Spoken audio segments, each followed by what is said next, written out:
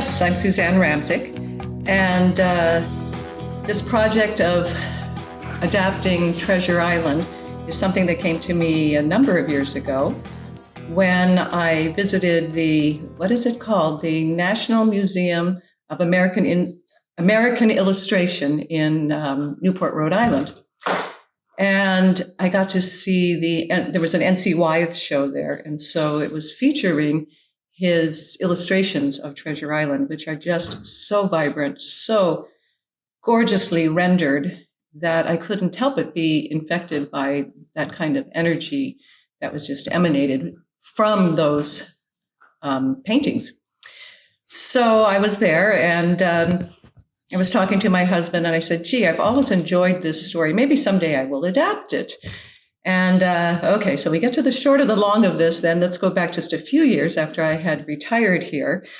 And I had broken my leg.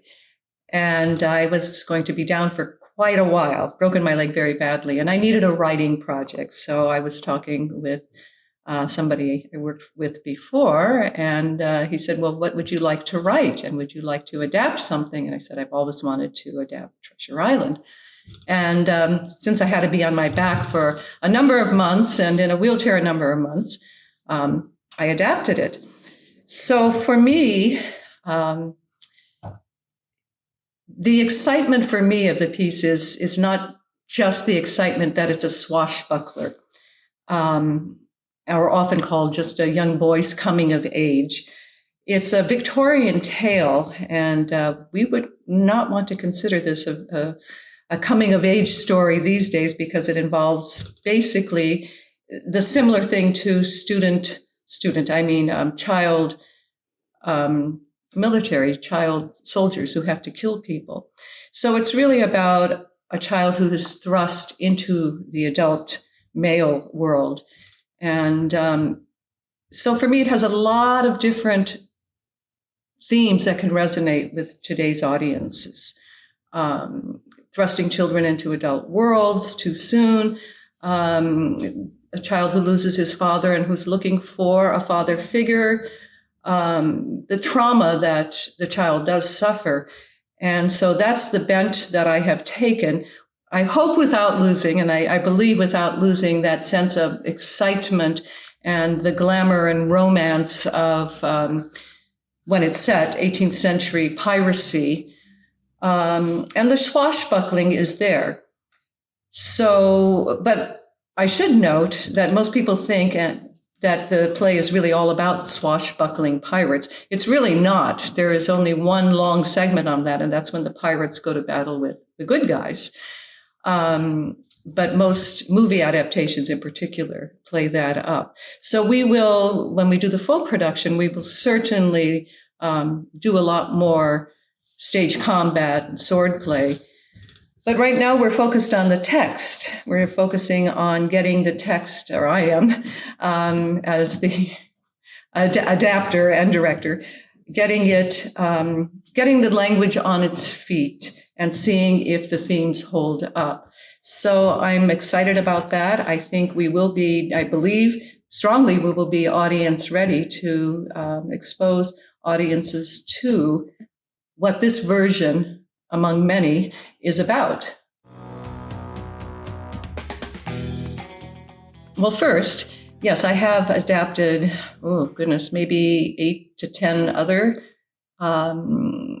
plays, novels, and true stories to either plays or theater pieces.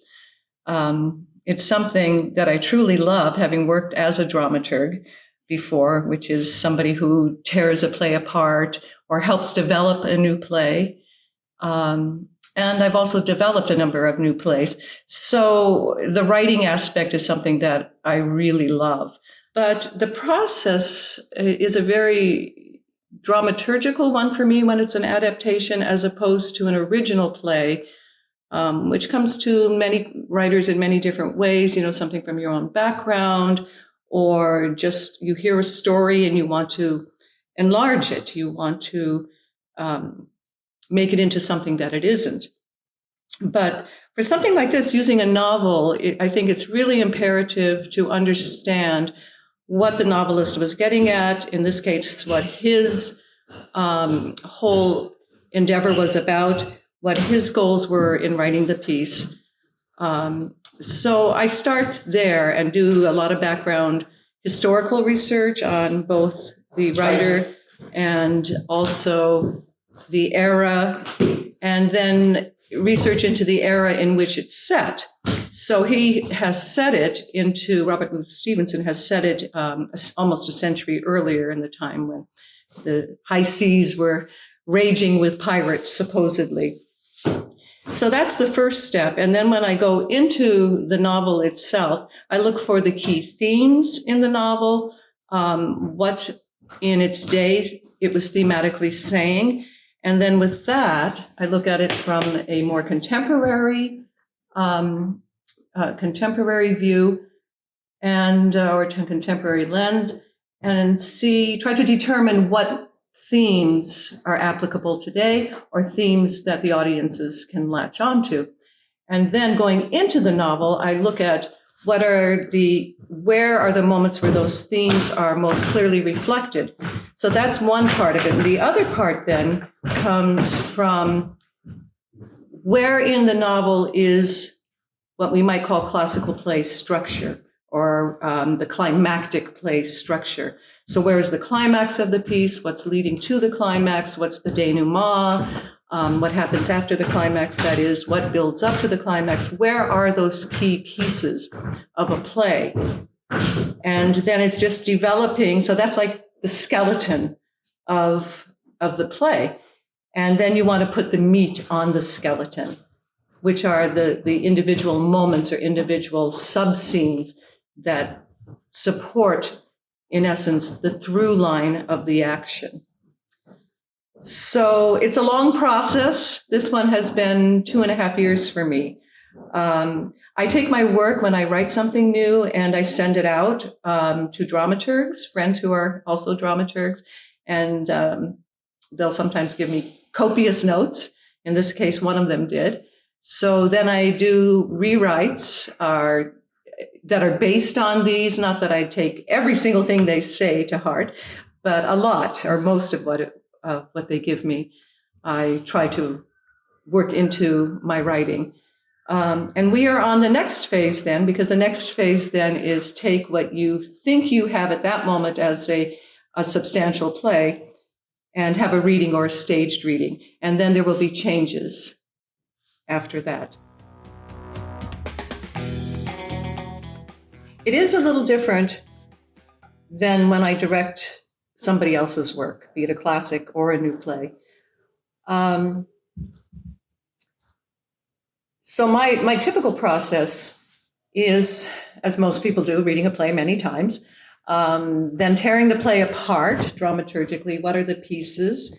Finding the themes in the piece and finding the through line, finding what we call the dramatic rhythm of the piece, where the highs and the lows are, what are we building to, and then doing a lot of imagistic research and background historical research. That's the typical stuff of preparing for directing. As a director, I rely a lot on my ideas from music and visual arts and dance. So I surround myself with a lot of visual arts. Now, this piece, it was great because I surrounded myself with the visual arts of N.C. Wyeth, who was the original illustrator for it. And the difference being, since I adapted the piece and I've spent 2.5 years with it, I don't have to tear the play apart anymore. So that's the biggest difference. I don't have to worry about, am I doing the playwright a service? Am I developing the playwright's vision, his vision or her vision or their vision of the piece, their vision of reality, their vision of life, whatever. I mean, it's all some vision of reality of life, because I know it intimately now. I do find myself backing up sometimes and think about, am I still serving Robert Louis Stevenson? You know, I'd like to think I always am, but I catch myself every now and then, and I want to make sure I'm still doing that. So that this part is quite different from my directing is quite different with this than if I'm doing somebody else's work. However, it's very similar to developing a new play. I've developed a lot of new plays by other writers, and we still have to do some digging. But being a new work, there's nothing really to compare it with. So even if it's somebody else's work, this is more like doing somebody else's if you were to write a new play and developing it. The only difference being that if you were the playwright, I'd have a lot of conversations with you. So I go home after rehearsals and have a lot of conversations with myself. And sometimes I say, frankly, I like what I'm hearing. And sometimes I say, I don't like what I'm hearing. So that's a major difference. The rehearsal process itself is always the same for me.